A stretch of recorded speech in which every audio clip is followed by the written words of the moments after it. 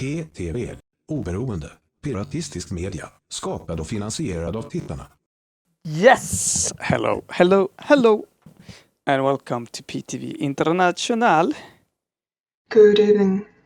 I honestly don't know what number of episode we are at. If we would guess. It's probably, I would say number 22. Is that possible? Maybe. I think we're We started like late spring or early summer. Yeah. The VODs don't get preserved. Do you keep recordings? No. No, we don't. Discord might remember, actually. Yeah, Discord remembers. That's true. How they running numbers and celebrate round ones and stuff. Yeah, we have to. Yeah, that's a problem with not keeping them. The problem is when I try to remember the number, I always get it wrong anyway. So it's like, oh well. Anyhow, how are you today? How's this week? This week is the third one of November, which probably is enough to describe how this week has been. Yep. The problem of being in the Northern Europe. Mm. Yeah, we need a lot of eye bleach today, I think. That's going to be the main thing. Mm. But yeah, we should watch the Icelandic guy video as eye bleach. Yeah. It might be relevant to how we're feeling tonight. Oh, dude, yeah, that one. I can dig you up at some point. Yeah. When you're having a monologue. Yeah, we'll do that. That's a good idea. Absolutely. Yeah, there's quite a lot of things going on though. Let's start. You know what? Should we just dig through some of the Russia stuff? I guess. Let's do that, and let's do it kind of fast. There's actually been a lot of news from Russia, and this is just some small of them. It's the let's just say the tensions are. We talked about the Belarus situation, the border. There are a lot of border tensions, and there's just been a lot of weird stuff going on.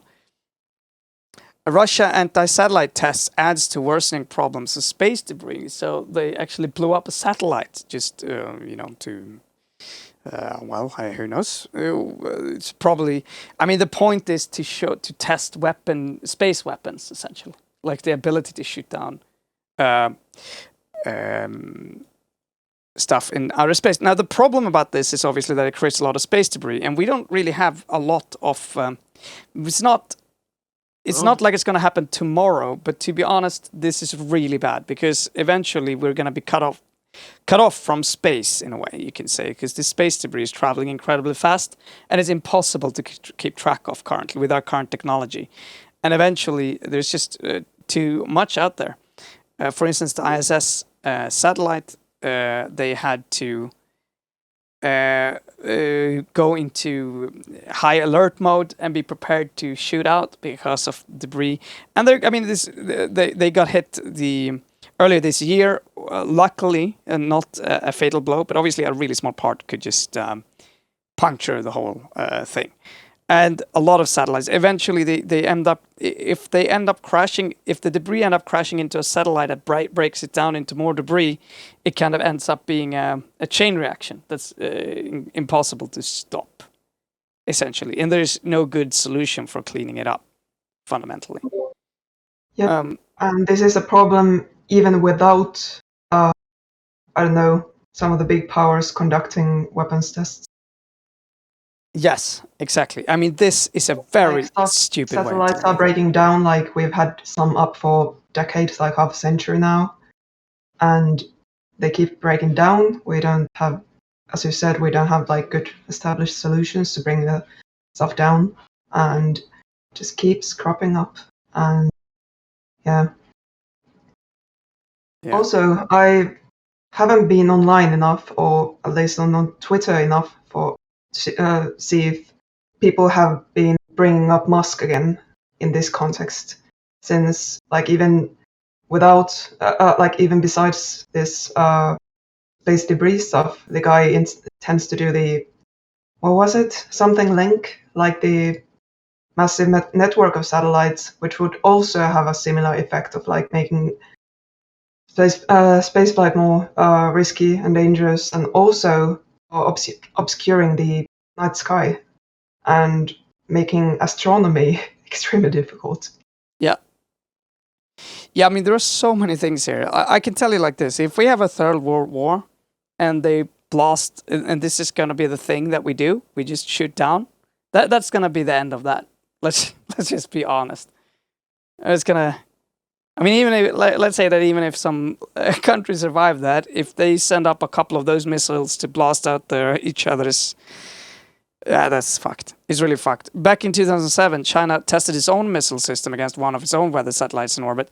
The explosion created more than 3,000 pieces of debris the size of a golf ball or bigger, and more than 100,000 much smaller pieces. The orbiting fragments considered a threat to the ISS. About a third are from this Chinese test. So it goes to say, like, this practice is so much worse than I mean, we're already on brink of that without, like you point out, like without blasting things. It's so stupid. You could argue that the Chinese, it wasn't necessarily that clear that this would happen, but in this case, well, it was. But they could probably argue that. But I mean, it's been done before. I don't know. It's just so whatever. Next. Yeah.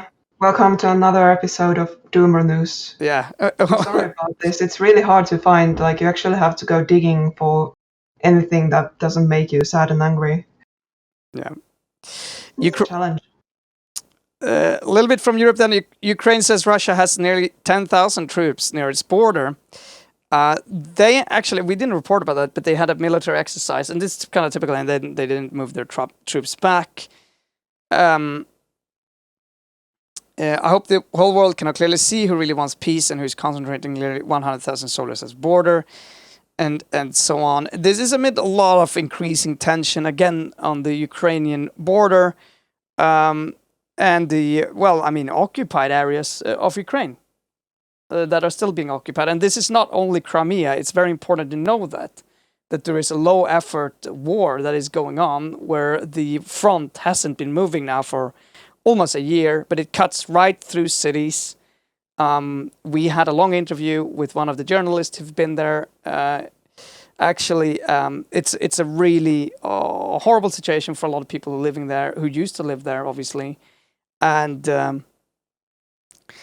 it could flare up at any time. Did you upload the episode on YouTube? Sorry? Did you end up uploading the episode on YouTube? I can't remember. You should, probably. You have the recording since the body's long gone, and it was good stuff. Yeah. But, like, the main takeaway, like when we asked the guy, the journalist, for the main takeaway, like the main message he wants to like deliver to us as a European audience, was that there's trench warfare going on in Europe in the year 2021. Yeah, that's a war going on, ongoing war. And it's also like woefully underreported. We just do not want to talk about this.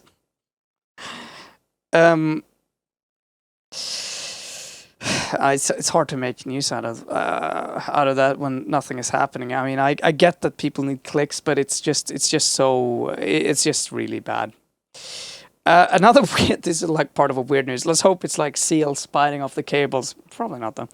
Undersea sensors off the coast of northern Norway that are able to collect data about passing submarines, among other things, have been knocked out, the country's state-operated Institute for Marine Research, or IMR, has revealed. The cause of the damage is unknown, but the cables linking the sensor to control the stations ashore is said to have been cut and then disappeared. This has raised suspicion about deliberate sabotage, possibly carried out by the Russian government, which definitely has the means to do so, and probably the will, to be honest. Didn't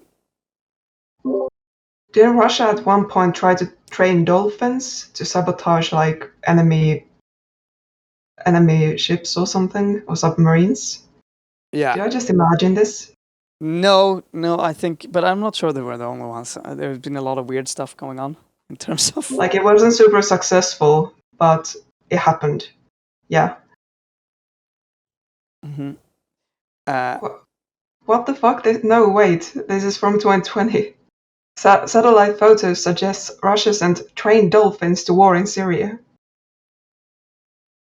So they really have Yeah, nice. recently They used still use them. Ch- Sweet. dolphins to, I don't know, maybe spy? Yeah, I'm probably trying to get Jeez. undetected. Have some sensors. Funky stuff. Funky stuff. Yeah. Let's continue on the anti-Russian streak here for your stress. Yeah, this was also like this thing in 2019. That they found a tame whale in Norwegian waters. So this has been going on for a while. Yeah. The super secret top level Russian military turns out to be dolphins. They're actually the dolphins who control the Russians. That'd be the coolest. Yeah, they have a secret civilization. Mm-hmm. That's the cool and scary thing about oceans. Like, most land has been explored, and most of that we know has been mapped and described, and increasingly it's also inhabited by people, but like humans. But the oceans, we have no idea what's going on there. Yeah. Nope. They are there, the dolphins. This is. I haven't really been able to see this duplicated in another source. But then again, if we're going to be a little bit honest about these sort of news, is that they are not unlikely true. Let's just put it like this: Russia and the West have been training these sort of militias for a long time, so it's not weird. Belarus has trained Afghan and Iraqi war veterans to carry out armed attacks on the Polish border. A former regime insider has warned the migration crisis being used by Belarus President Alexander Lukashenko to insert into EU territory people who have military experience and who additionally undertook training on Belarusian territory to release terrorist act. Pavel Lushka, Belarus' former ambassador to France and Poland and former culture minister, told the Observer. Now, he spoke amid escalating clashes between migrants and Polish border guards, which caused international alarm on Monday. Next, Lukashenko will go for a local military conflict on the EU border, and in the meantime, he will sell the picture to the world about a humanitarian crisis, the Europeans being to blame.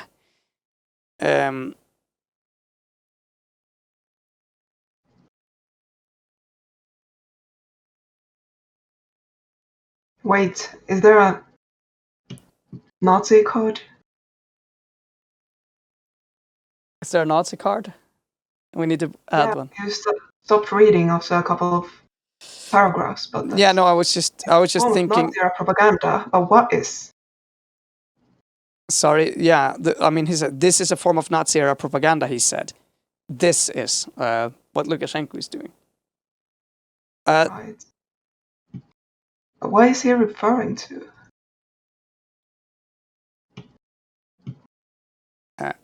What's interesting in this is Belarus' former ambassador to France and Poland and former culture minister. So I mean the point here is that that as a source is probably a little bit more likely, even though I would be so careful about waging. I mean, these are really. You could put it like this. What this to me, okay, if I'm clever, okay, and let's say that Putin is clever, what I want is to get the right-wing European parties to explode, right? I mean, I can do that by inserting trained terrorists into there also, but I don't even have to do that. All I really have to do is making the right-wing parties believe that this is happening for it to be. I mean, this whole story, the only thing it's going to do is turn it into a humanitarian crisis. Yep. Right? So the point, like... I mean, you don't even have to get the right-wing parties to believe it, since those people don't believe half of what they say themselves. You just have to put the story out there so the right-wing parties can use it. Yeah. Exactly. So So, yeah, I don't know. It doesn't matter. Let's just say that Russia are playing this masterfully, and Europe and its inability to actually stay together Like, in any way. Russia isn't even playing this masterfully. They're just doing the same shit they've been doing for a good while now, and Yeah. the EU still can't get their shit together. No, yeah, it's We're just playing this badly. Like, yeah. we're failing at doing like the bare minimum to handle this. Mm-hmm. Let's eye bleach. I need to eye bleach after that. There was a lot of Russian shenanigans, and we're actually not done. Actually, Yeah, this next yeah. story is probably quite related.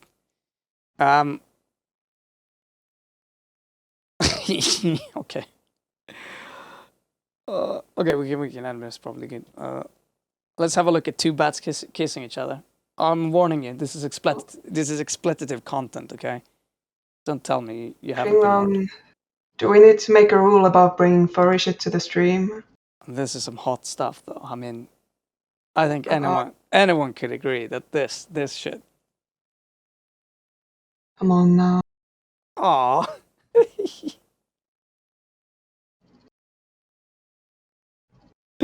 Bats really are like small dogs. Those are some cute winged rats.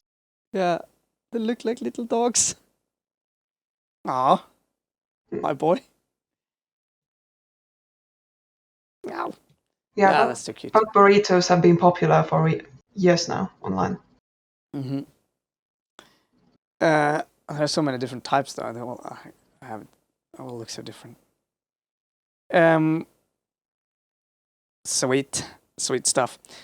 Let's jump to Armenia. 12 Armenian servicemen captured. Azerbaijan suffers losses in manpower and armored vehicles. It's just a big flare on another war front that is very related to Europe. This war front, by the way, which is actually now between Armenia and Azerbaijan for real, not between a separatist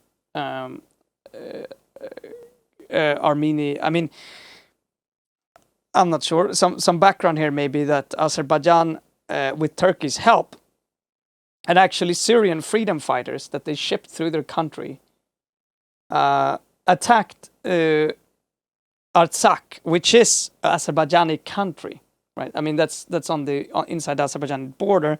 But for a long time, there's been a standoff there between the people who live there, who is mainly Armenians, because this is like this is like Armenia's.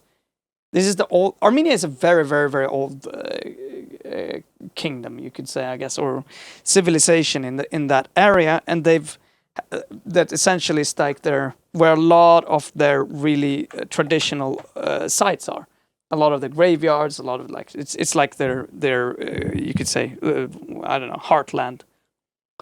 That province in Azerbaijan was cut up by when the Soviet Union fell apart, essentially, in a way that was not really appreciated by Armenia. But they essentially killed loads of people, and Azerbaijan, with Turkey's help, was able to retake, if you want, their own land. Now, it's worth to note that this is quite a bit more complicated, but it's not a war. But it wasn't really a war between Armenia and Azerbaijan. This is a war between, if anything, mainly the people who live in that region, who has been on a kind of, and it's been kind of also accepted that this is kind of a self-governing part of Azerbaijan, but not any longer.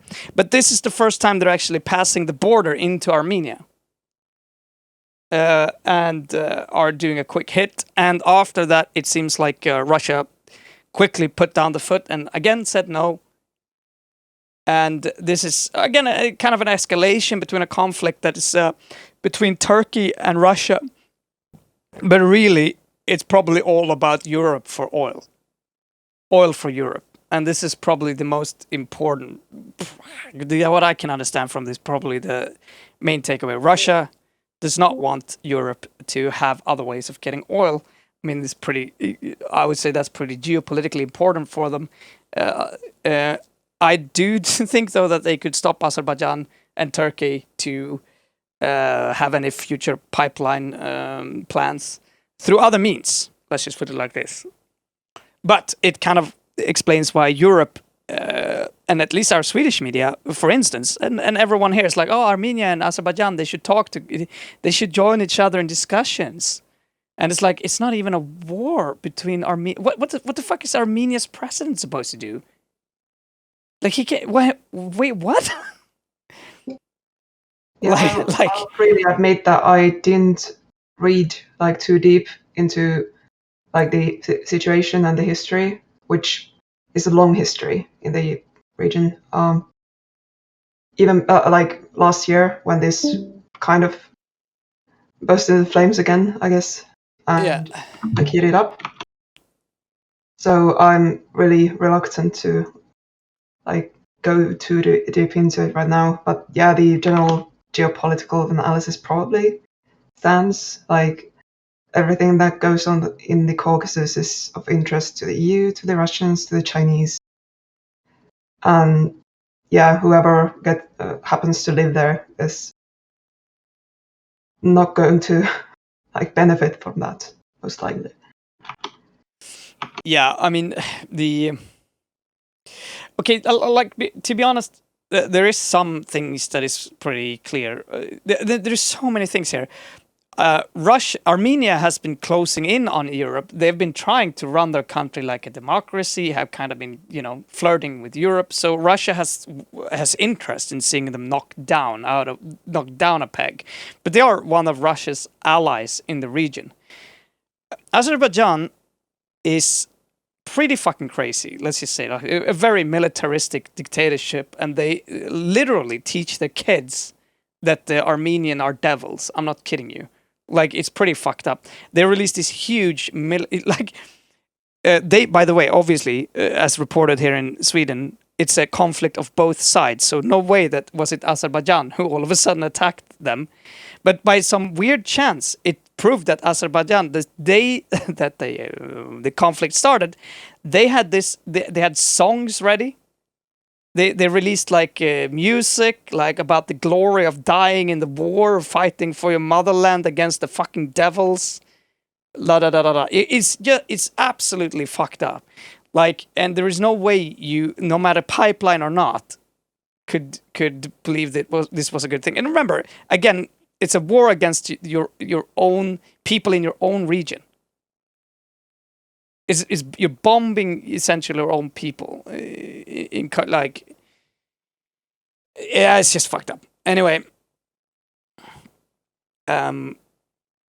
European news was really bad at covering that, and I think I know why. Since you mentioned pipelines, and we're trying and failing to move away from Russia, as we have for, I don't know, centuries at this point. Some of us.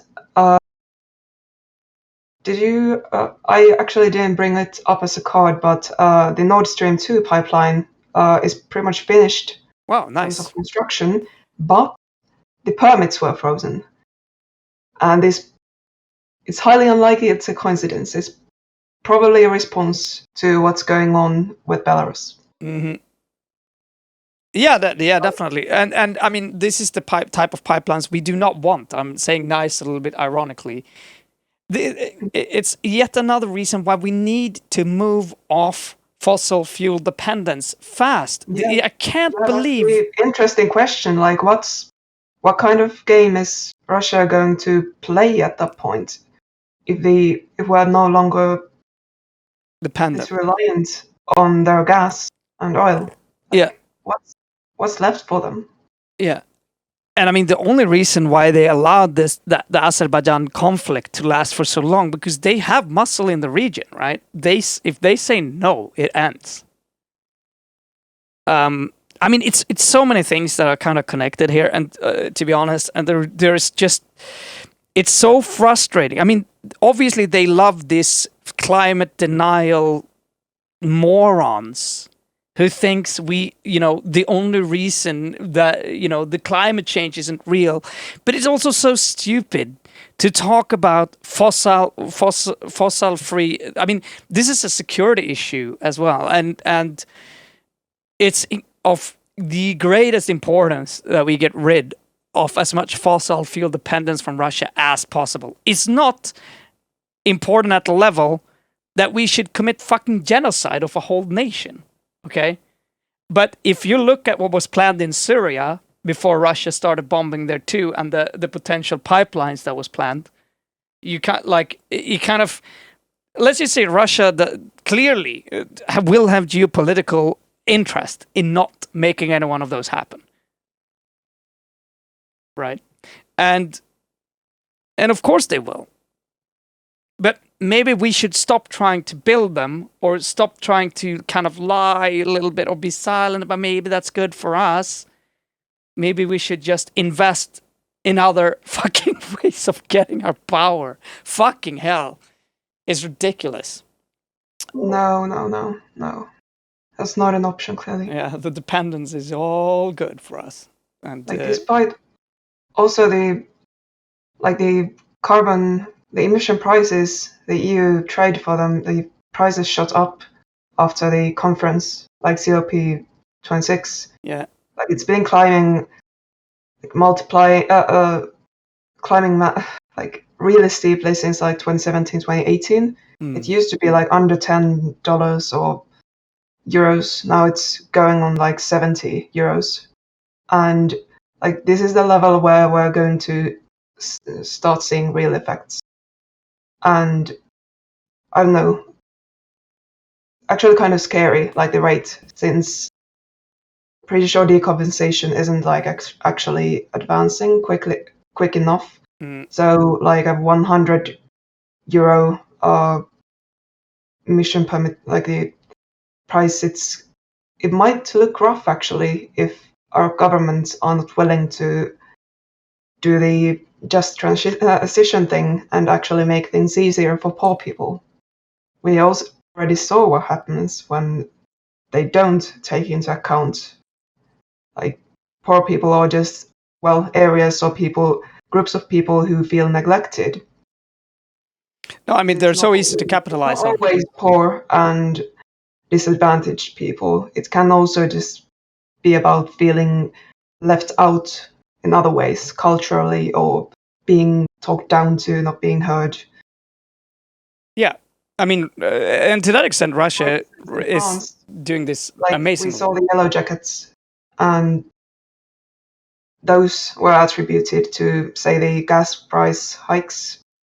Yeah. But the thing is, in France, apparently they have been pouring money like into the regions pretty heavily, like public money, and still, so they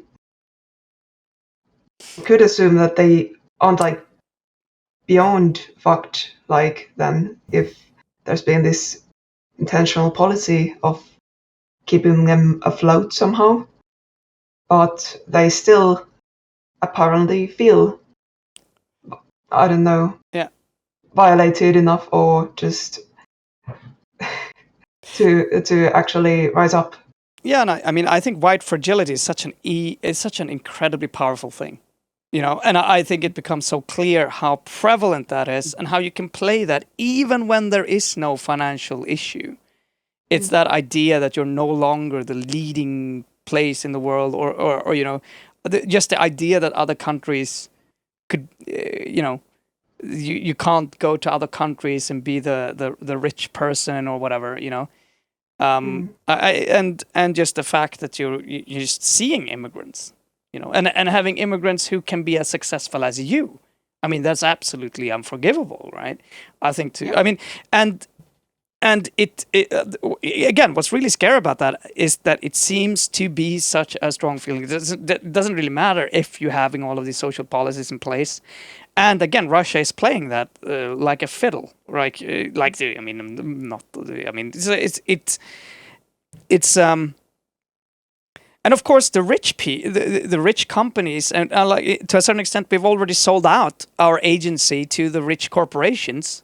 And I mean, they don't care who they sell to. I mean, they care about optimizing profit. I mean, we've even written that into our law in Sweden. That's the thing that companies should care about. We don't have to do that, but, you know, that's a part of the neoliberalism that kind of falls into this trap. In Finland, I don't know if it's the same, but in Finland it's just the default. They can decide otherwise, but nobody actually decides otherwise. Yeah. No, in Sweden it's actually written into it. It's so fucked up. Yeah, you should actually check that, since I thought as well that for certain types of companies it's actually like the default that you can't move like make an exception from. But turns out you can write it down in some of the basic documents, or like the plan of operation or whatever, and you can decide that this is not our main logic, but it's still like the default in the law, and it's why the law has been written basically to enable this form of like legal person. Yeah, I mean, it changed in the 90s when, I mean, before that you had more of a managerialism in the way that there was an idea that you were primarily serving your customers. Where in fact, I mean, a company really has several different interests, and you don't own a company if you have share in it, if you have stock in it. That's not what that is. It's not. You don't own anything. But again, like, is a part of it is the idea that this is the fact. It's so strong in a neoliberal mindset that it literally changes everything. And if you have judges who believe in that, if you have a whole society that believes in that, it doesn't really matter what the laws say. But last time I checked, there was actually a change in the Swedish law that said that profit, like, so it's, but obviously it doesn't have to be like that. It isn't like that even in most cases. Of when you form a company, it's up to you to decide what that should be functioning as, and its own legal entity, which is problematic in its own way. But yeah, it's just it's just a neoliberal mindset, and it's very easy to abuse this way. It's incredibly easy to abuse, and yeah, Russia is doing that well, really well. Neoliberalism is not a very good companion to democracy. It's much more natural with a fascistic type of governance style. Those two go hand in hand. It's not incompatible with fascism, and therein lies the problem. I think it's much more. It's yeah, exactly. I mean, it's the problem. Like when you have this extremely massive top-down type of organizations that are having that, I mean, dictatorial, in a sense, organizations that are supposed to only please the highest up on the ladder of owners. You know, that's the way you organize all of your private economy. I mean, that's not very conductive for democratic societies. Like, it's not. There has been this lie, I think, that it's just been imprinted into people as well. That free market, that's what that's supposed to mean, and those are like some form of equal signs. But I think if you think about it hard enough, I think most people will understand that. Yeah, that's probably not a good companion for a democratic system. Large corporations are a real life example, like that's like exists today, like a real life example of planned economies. Like, this isn't even a hot take. This is like a recognized thing in maybe not like mainstream economics, but like all the other stuff that still manages to exist in that field. Like, yeah. It's not a hot take. Like, big corporations often function as like effectively planned economies. Yeah, they are planned economies. With all the issues that get famously, associated with that kind of organizing. Unfortunately, it turns out that a planned economy actually is pretty effective. It's just that it's not very good. It doesn't take into account external. I mean, that's why you criticize Russia so hard and their plan, the way that they implement the planned economy, is that it just only cares about the leader's wishes, and it doesn't take into account externalities, which is pretty much exactly what is happening. But anyway. Let's not. I mean, this is the reason we're supposedly different from the evil communists. Yeah. Like, this is why our system is supposed to be different from whatever went on in the USSR. No, but planned economy is great as long as it's not the government. I mean, and this sort of Red Scare, this sort of fucking moronic takes by the right, all of those sort of stuff. I mean, they can be explained, but they're a function of this whole thing that we talked about. Should we move on? Maybe. Yeah. Let's at least take this story. IBM creates largest ever superconducting quantum computer. 127 qubit quantum computer. This is over double the size of comparable machines. Now, this is a completely irrelevant measuring way of quantum computers. I don't know why they stick with this, but I guess it's numbers, so that's why. But maybe we'll watch this video. What do you say? Yeah, we really like numbers. Like, yeah, there's a lot to say just about numbers and like measuring things. Yeah. Lots of there to also explain why our world and governance is like the way it is right now. Mm-hmm. You have to be able to measure things, and like you can present these facts or like so-called facts. If you present them as a number, people are less likely to question them. Yeah. But it's us making up those numbers as well. Like, we decide how those are formed. Yes. Yeah, sure, let's watch it. This is a bad video.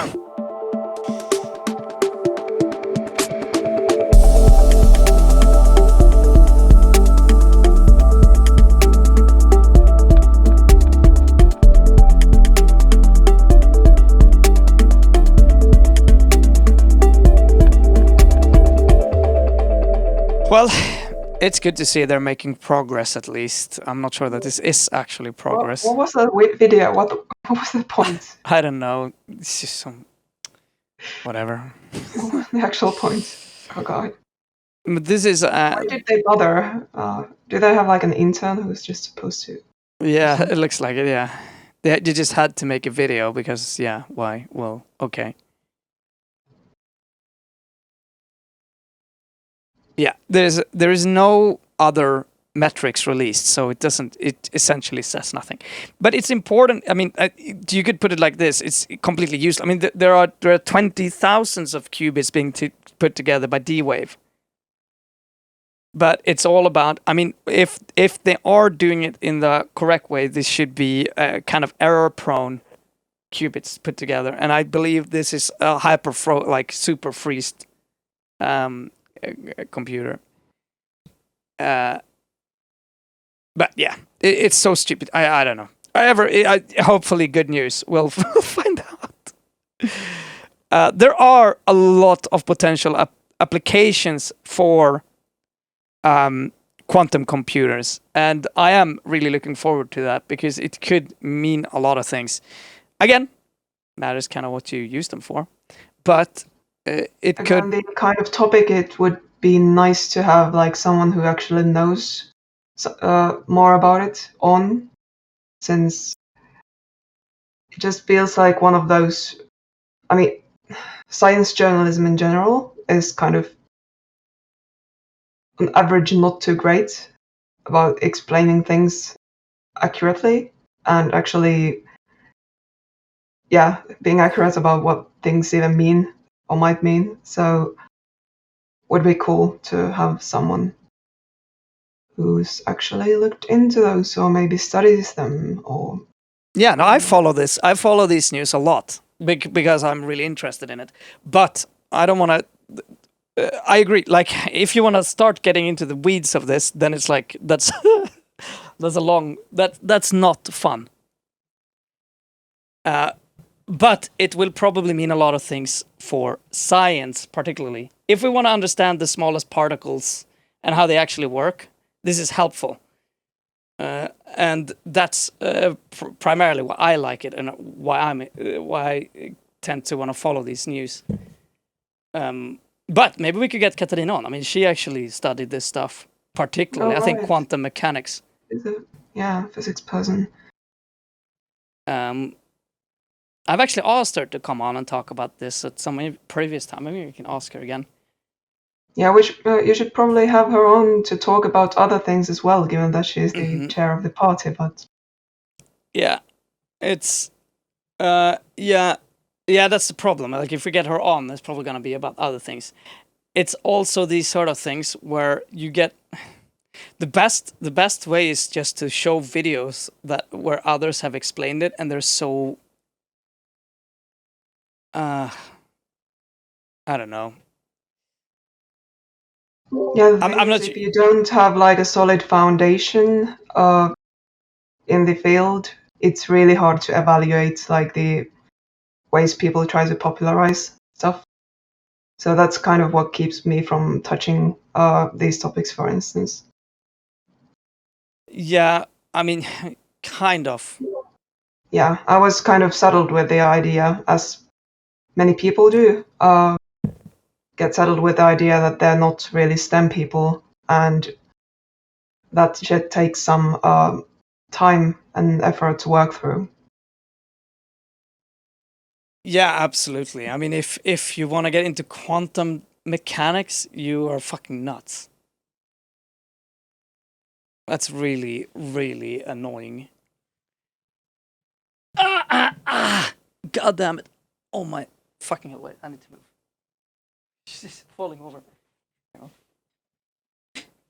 Let's go on. There we go.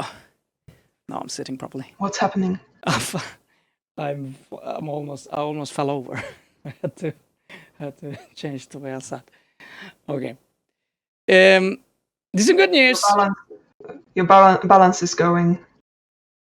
Yeah. Those raccoon years weighing off on you again. Yeah, I only live 2 years apparently. Raccoons. Well, hey, let's talk about Sweden. Sweden did a good thing. Sweden did good. Sweden is prosecuting oil executives for complicity in war crimes. The first time since Nuremberg. Wow. Amazing. Although there's again a little bit like the let's put it like this. This is a 18,000 pages long document. Now, if you want to get into the weeds of this and really understand whether this is going to have some impact, or if it's supposed to fail, or if it's just, why they're doing this, because it's like 10 years after. I mean, it's so, I don't know. But essentially, this is from Lundin Oil, who from 1983 and 2005, Sudan was torn apart by civil war between the Muslim-dominated north and the Christian south. A separate conflict in Darfur, the war-scarred region of Western Sudan, began in 2003. Thousands of people were killed and nearly 200,000 displaced.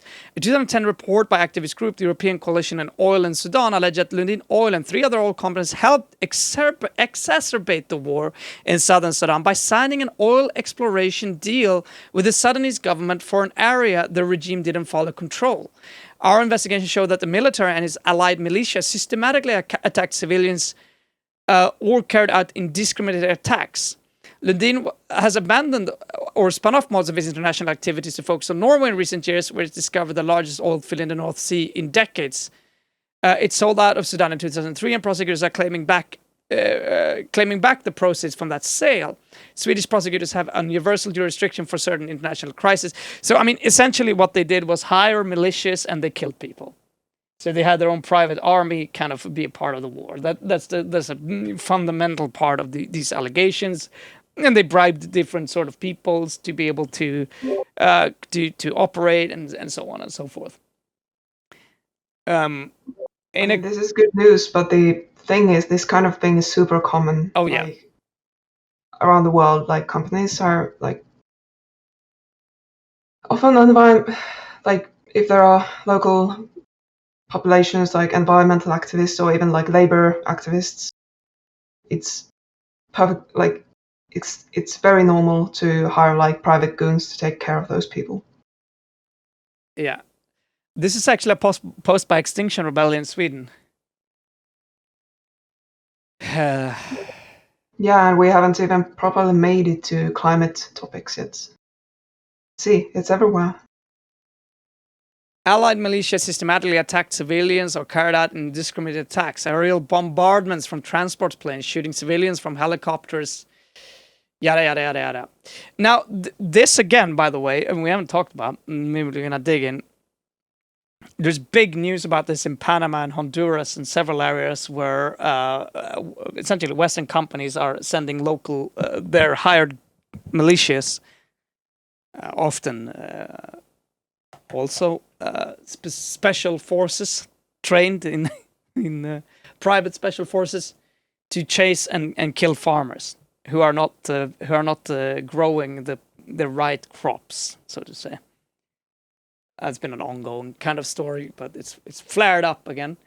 But to see someone potentially actually get to, and this is actually the CEO of the company at the time and the owner, who may actually be charged for this. And I may have to take personal responsibility, is absolutely mind-blowing if that happens. I don't think it will. It's way too early to tell. But it's some damn good news if that starts happening. There's a lot of people who require some justice. At the same time, though, in Sweden, let's not get too happy. Let's balance things out as they should be. Unfortunately, Sweden also has made it extremely hard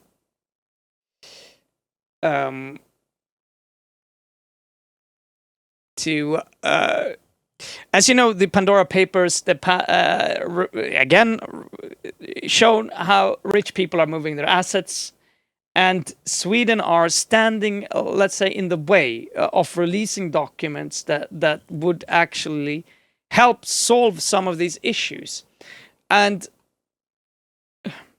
this is our future prime minister, who is now for Socialdemokraterna, the socialists, Democrat in Sweden, who is blocking this, who's been working against any sort of transparency within the system of how Sweden deals with this. And it's pretty clear that there's been a lot of money laundering and there's a lot of shady practices. And it's a little bit more. They are also trying to pass laws that makes EU forbidden from actually seeing this type of stuff.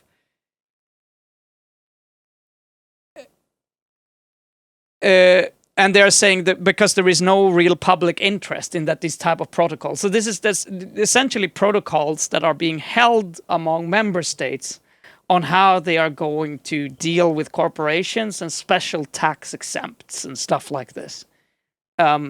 Because Germany and Sweden are the strongest opponents in EU, apart from the tax havens in Europe, to do anything about this. And they have been helping all other ones so that you can't really see what's going on, essentially. The reason why they're doing this, I mean, the interesting thing is obviously Magdalena Andersson publicly says the rich people's tax evasion must be stopped and all of that sort of stuff. Now, when she's working, she does anything to make that not become public knowledge and not be something that EU in any way could have any way of looking into, right? She says that countries should not compete with each other by lower and lower taxes. That's a race that where the public sector suffers. That's why we want there to be consequences for EU countries who doesn't listen to this type of regulations. Yada yada yada yada.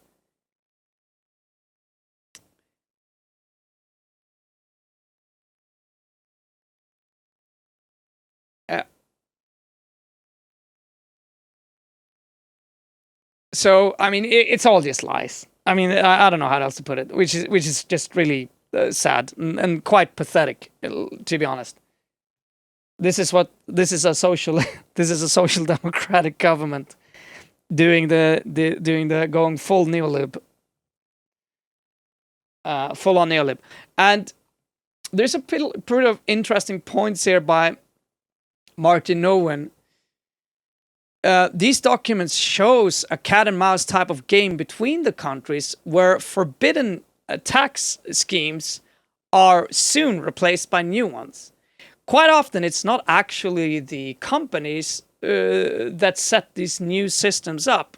It is countries that create these types of systems to, in secret ways, be able to compete for the big companies. So they essentially create these tax evasion specific systems to compete for big companies that are supposed to come to their country. I mean, no one is surprised, right? But it just shows that these type of practices are extremely prevalent, and that EU probably will have nothing to do about this, because there are so many powerful countries that have no actual wish to stop this, essentially. Sure, some tax planners and companies are creative when it is about creating these sort of tax plans. But my research shows that it's the countries who are the most creative. When a particular thing, when something that obviously should be illegal becomes legal, they will actually open a new hole in the regulations. So whenever they squash something, they will willingly open a new hole. And I mean, that's kind of this is kind of what you're seeing. No particular politician can be so stupid as to open these things. If we have some of the best tax lawyers in the world, obviously they could shut the gate on a lot of these things if they were interested in that. But they are not. And the value of being a politician or someone who works on the governmental inside. I mean, in Sweden, one of the best agencies to work in is the IRS. After you've been working on the IRS, you are fucking invaluable. You'll work on the IRS for 5 years, then you'll go to a private company, sell off that type of knowledge you have. And they will willingly create these type of holes. There's just so much money in setting up loopholes for these corporations, which they, by the way, often will jump out to after their political term is done. And there is a revolving door between these sort of institutions, right? So, I mean,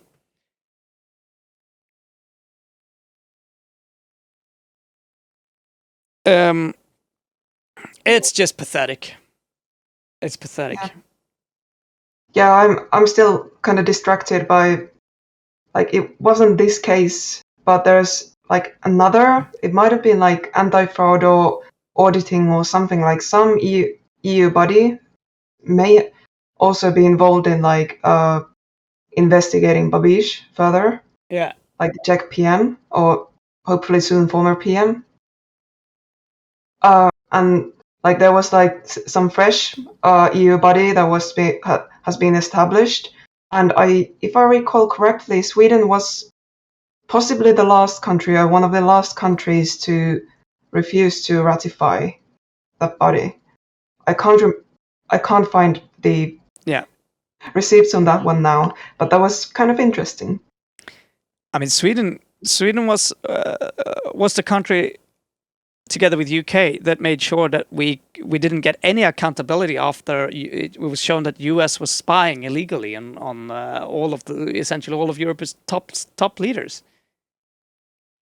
I mean, Sweden is incredibly corrupt. I mean, I think the only people who don't realize that is probably Swedish people and maybe Americans. Sometimes when you talk with them, they're like, "Oh, you're social democrats. You're so left. That's so good."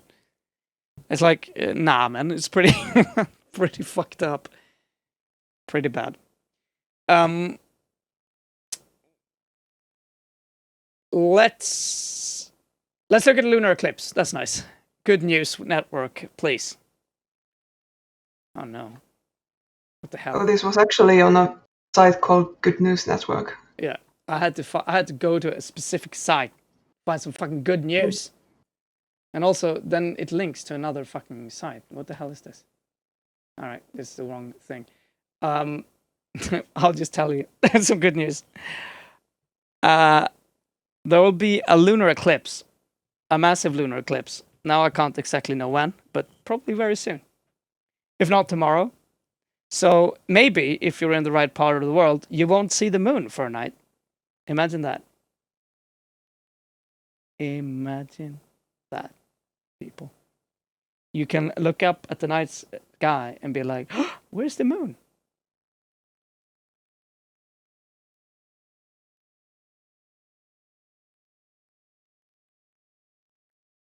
Where is the moon? Yeah, that was kind of awkward not being able to open the article. So, Yep. so what lunar eclipse? Wasn't even from this year. Wait, then let me find it. God damn it! Maybe I'm all wrong also. Now we better fact check this shit now. The Beaver Moon. Beaver Moon? Sounds vague, but okay. November 19th, so it's very soon.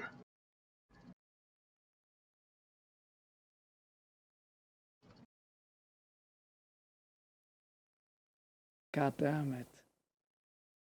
What happened to my good news? Where did it go? I just need one. Maybe you imagine it, like every No, time you see something nice, it just, the next time you go looking for it, it's gone. Armenia loses position in deadly there. border clash. Yeah, that was longest partial lunar eclipse in nearly 600 years coming this week. Oh my god. Yes, it's there. I'm not making All the it up. news are about when it's going to be visible in the US. Yeah. It's probably not visible here then. Unfortunately. Not that it... Parts of Europe and Africa as well, but Okay. no further.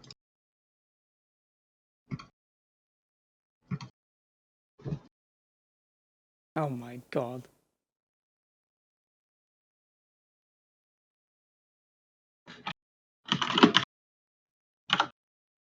Fuck.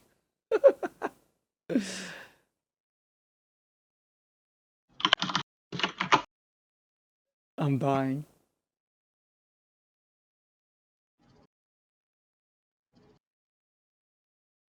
Yes. There it is. It is on the Good News Network. What the hell? You just scroll down to far. Some of those sites have this annoying thing where just changes article entirely if you scroll down far enough. Yeah. Even the link changes. Yeah, you can see a blood moon, which is kind of nice. I mean, But why are they calling it Beaver Moon? I'm not sure.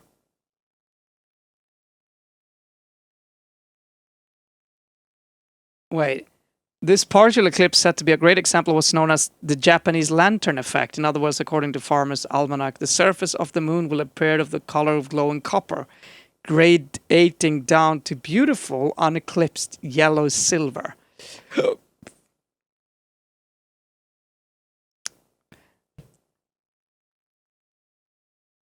Unfortunately, yes. This is probably not in Europe. Sorry, guys.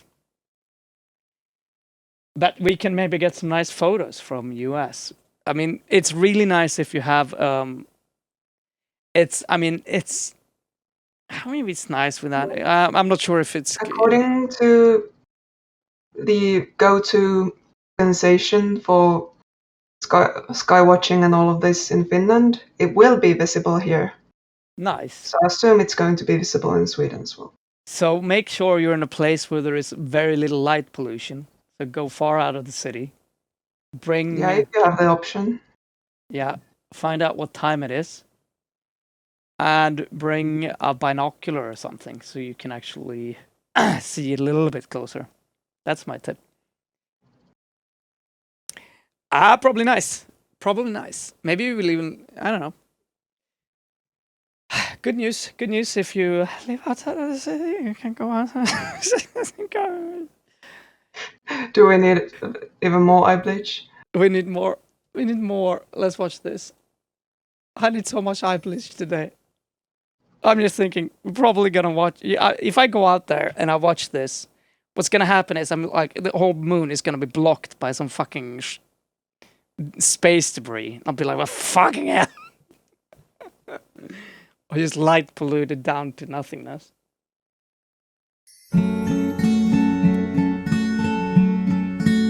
This is sad music. Why? It's a very good question. I didn't watch this with sound on, so... I need to mute it. That's really cute. Yeah, why the sad music? Yeah, I don't know. It's like it's going to die. Nobody can know peace. Yeah. Oh.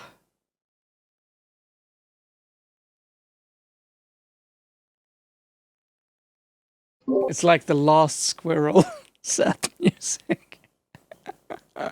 We've got to take care of him. It's the last one. Yeah, this was so nice though. It used to be a meme, like it's an ancient meme of like different animals or even people having like this face that they're enjoying themselves, and then you have this Photoshop brush. Yeah. Oh, that's nice though. Weird Cute. throwback. Cute. Weird throwback. The World Health Organization is apparent. Well, you know what? No. I'm saying no. That's too dark. Yeah, no vaccines, no COVID. Yeah, like, no, let's not. We all know this stuff. Yeah, let's not. Yeah, let's not. We talk know about it's fucked. Let's not talk about the profit of the vaccine industry at this point. It's not nice. Yeah, we know this. We know this. Let's watch one more eye bleach. Yeah. Let's watch some Iran-style Twitter. Let's watch eye bleach, and then we're done. Can't do this anymore. Ooh, nice. Mums. Is that in Iran? Looks so cool. I have no idea. I just had it saved somewhere because it looked nice. I don't really care if it's in Iran. Just really nice.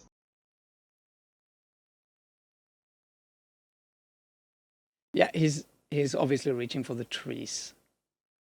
But whatever. That's nice. There is beauty left in the world. There is This still is like some- a very November mood. It's there's the last. There is light. There is light in life. There's the last reindeer eating us. Who's gonna kill the last one when he's dead? Alright, the Iceland video. All right, this one is so cute though. This one. This is what I would like before the next time before I go diving. This, like, in order to feel safe, I need this to happen before I dare to jump in. Hello, friend. I'm just checking. Yes. Good. Good quality. Mm-hmm. Perfect. Yes. Mm-hmm. Yep. Good to go. So nice. Oh yeah. How do you do, fellow finned creature? Yeah. Exactly. Yes. Good quality. I like how he's patting. Yes. Sturdy. Yeah. It seems good. Hmm. Nice tail. Yeah. You got it going, bro. What are you doing here? Mhm. Yeah, that's nice. Yeah, I found I'm not sure if it's eye bleach, but it's very topical. I'm going to add the Iceland video.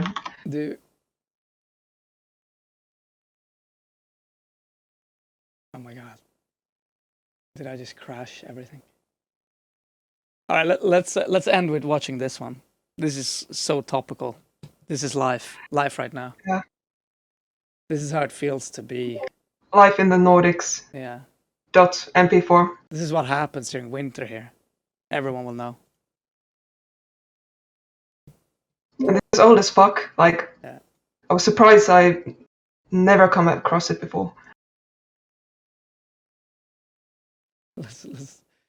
Yeah, this is my cousin Oscar. I told him Washington? What is it's about to vote on daylight savings. Washington or maybe Western Australia. I don't know. Something, yeah. Somewhere else. Yeah. And that most people would vote against it.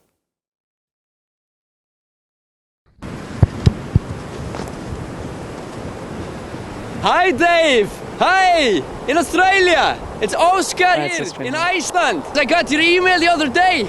It made me really fucking angry! You know, I get 3 hours of sunlight per day! Every day, 3 hours! And you are arguing about 1 hour! Guess what time it is? Look around! It's a beautiful day in sunny Reykjavik at 20 minutes past 3 o'clock! No, I have... Sorry, Dave. My camera is broken. I have to sit for 2 hours in front of ultraviolet light. That's so that they help my mind and my skins from being healthy. I drink this lychee. Do you know what lychee is? Lychee is oil from fish. I drink fish shits 2 times per day. This stops me from being funny in the head. It's called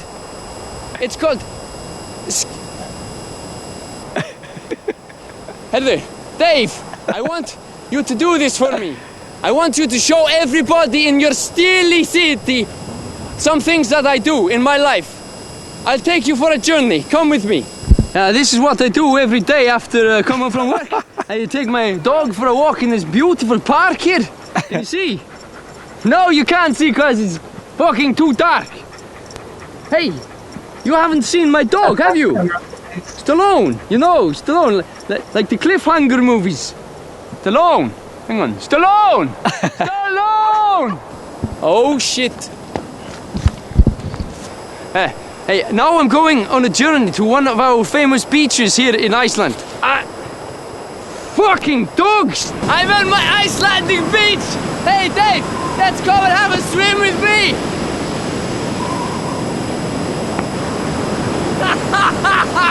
I wouldn't swim with that! If you fucking paid me $1 million! If I could have your hour, I would rip it from your hands before you! Be heroes! You all be heroes! Save your daylight! Save it! Don't let it run away in front of your face! Think about me, Dave! Tell your friends! Dave! Fucking battery! Stallone! Come here now, you stupid dog! I like how his accent isn't even like the actual stereotypical Icelandic one. No, it's pretty nice. Think about me, Dave. Yeah. I also have lychee. I don't drink the oil, but I have those capsules, and I haven't been taking them regularly, so maybe it's why I'm feeling like this. I need to start. Let's start a vitamin. Let's start a cure. I need to get a UV light. We need to start licensing and like branding these PTV vitamins and like extra nutrition. I don't think we're currently helping people. Oh shit. Fuck it. Like that would fix any funding problems. That's how they US. We need to get sponsors. Well, that's it for today. This is such a good video though. I really like it. It's really nicely produced too. Yeah, and it's old as fuck. Like this is in a time when most YouTube videos were like 360p and filmed with a potato. So.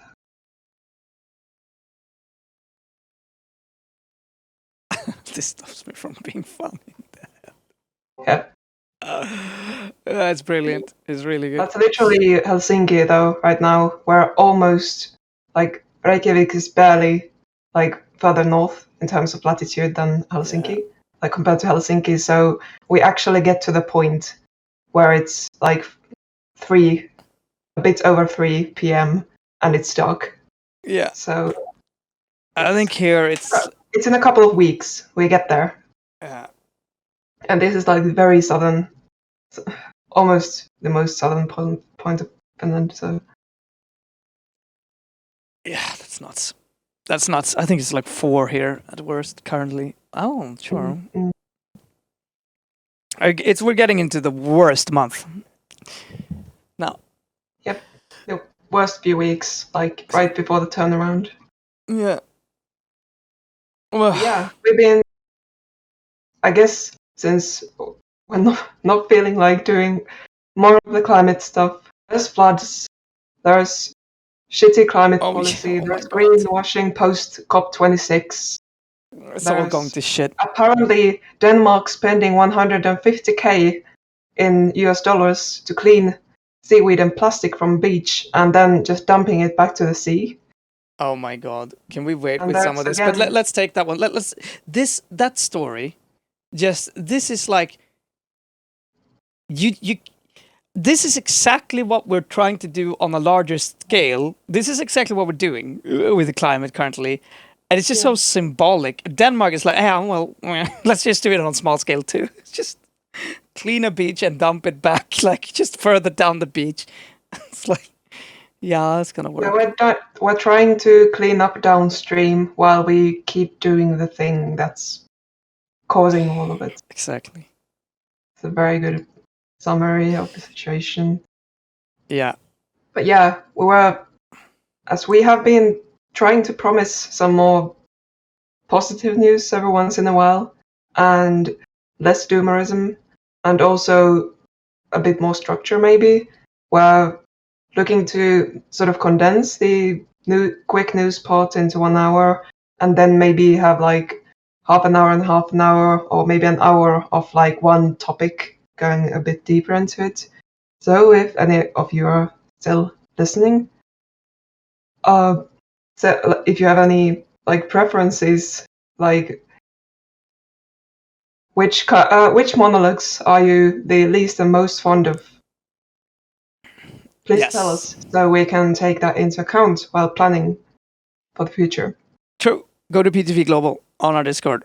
Let us know. Or it's going to be PTV International. Oh yeah, let's change that. Global feels wrong. There we go. But yeah, we're going to be taking our vitamins and our. Yeah, I need to take my vitamins. Turning our light what, lamps on and trying to pull our shit together, and yeah. What about us reading only doomer news, but we refuse to interpret them in a bad way? So when it's like like Pollyanna interpretation of everything. Yeah, I mean, exactly. Like if you take this Norway news, silver lining, then the Norway Sea, exactly. Mm. Oh look, it's been cut. Well, it's gotta be some seas that are taking back. It's the dolphins. They're taking their area back. It's so good news. You can see, like just completely. There's been reports of killer whales just inexplicably attacking like boats, and they're probably just hungry. So far, no explanation for it. So it would be. Some people are just assuming that they are smart enough that they know that it's humans fucking up everything. So they're trying to like get the humans to leave. Well, that makes sense. May not be good news. Well, yeah, that's true. That's one viewpoint. They probably just want to say hello. Hello, how are you? Maybe their way to say I like you. It's very hard. It's hard to tell. That's, again, I'm not sure if that's a good or like nice interpretation either. Maybe not. It's hard. Okay. Well, we'll see. Anyway, we'll be back next Wednesday at around the same time. And tomorrow we will have an episode of Swedish speaking shit. Potentially see you then. As usual. And otherwise, I'll see you in English again in a week. Yep. See you next week. Bye bye. PTV, oberoende, piratistisk media, skapad och finansierad av tittarna.